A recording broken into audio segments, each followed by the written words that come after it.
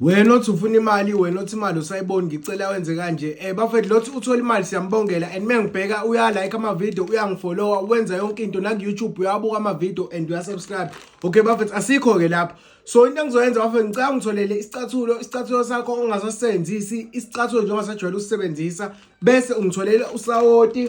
Emva kwaloko bese usungitholela isoswana nje elincane, bese-ke ungitholela imali nje eyamacoin.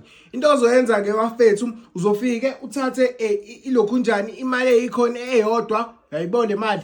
Into ozobe usuyenza, uzobe usuyithatha leyo mali uyifake uyifake esicathulweni. Emva kwaloko bafethu, ngicela uthathe usawoti wakho, uzobe usufaka nje kancane nakhona esicathulweni, uthi pfapha i-pinch of salt.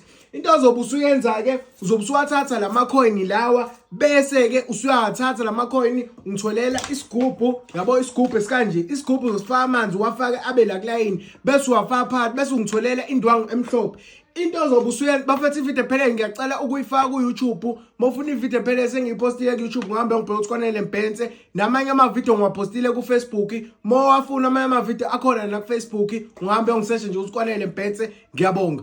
Okay, nina seniku-YouTube, ngicela-ke emva kwaloko uzobe usulokhuza usuthatha-ke isigubhu usufaka le mali yakho emhlophe, bese usukubeka ngaphansi kombhede nendwangu emhlophe. Into ozobe usuyenza-ke, leli soso leli uzobe usubeka noma ikhona elilodwa kuyo le mali le, ubeka ikhona elilodwa ngani eceleni kwakho, bese usungilindela 15 days, bese uyabona uzonzekani. Ngoba ngiyacela i-like and i-subscribe, nenze sure ukuthi na-subscribe lana.